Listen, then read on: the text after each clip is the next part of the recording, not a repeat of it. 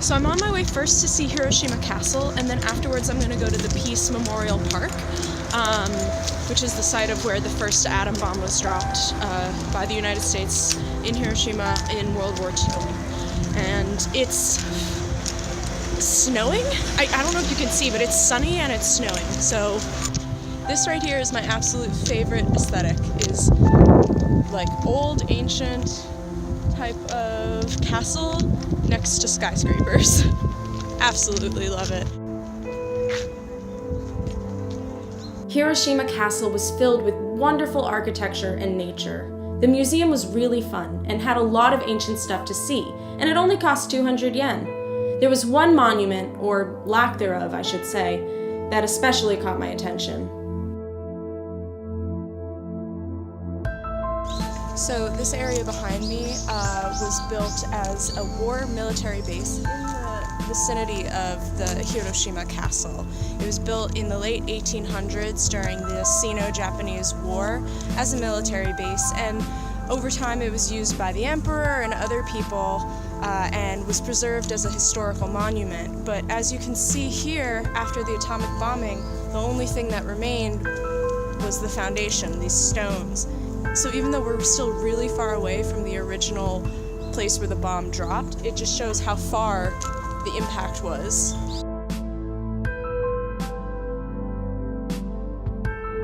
After a 20-minute walk from Hiroshima Castle, I arrived at my final destination of the trip. So behind me is the Peace Memorial for the atomic bomb. So for those of you who might not know the specific history, on August 6, 1945, the first atomic bomb ever used in warfare was dropped on Hiroshima by the United States, and it killed about 20,000 soldiers and up to 120,000 civilians. As most people know, then the next bomb that was used was in Nagasaki, and that killed up to about 80,000 civilians. But seeing this, it really brings about a sense of the want for peace. I think most people in the world want peace. I think that greed and money play into a lot of these things.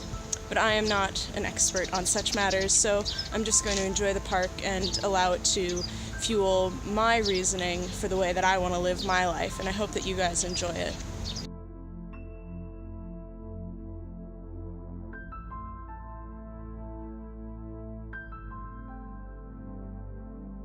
So the reason why this building remains, whereas everything else was really flattened and leveled out, is because of the positioning of the bomb when it went off. It didn't actually drop all the way to the ground. It actually was dropped and then went off a certain distance away above and to the side from this building.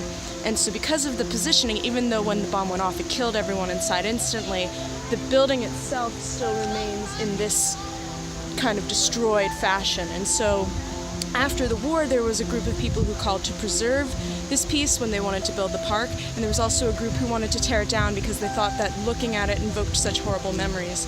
But the people who wanted to preserve it won it, and they continue to preserve it to this day to make sure that it continues to look exactly as it did after the bombing.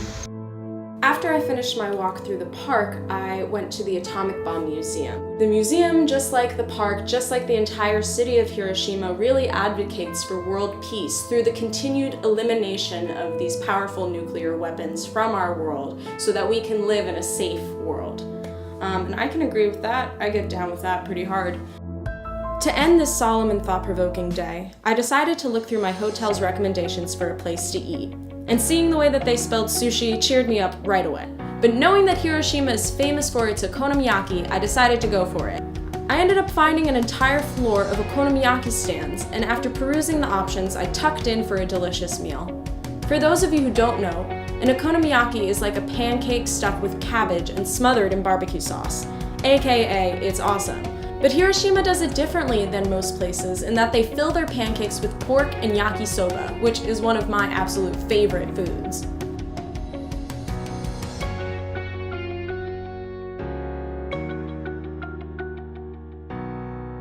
Thank you everyone so much for watching. That was the end of my trip. If you missed any of my previous videos from this trip, be sure to check those out. Also, I have a lot more footage from this trip and also my previous trip to Japan, so let me know if that's something that you would want. by subscribing, liking, commenting down below, or following me on social media and telling me there. Thank you so much for watching. 見てくれてありがとう, and I'll see you later. じゃあね.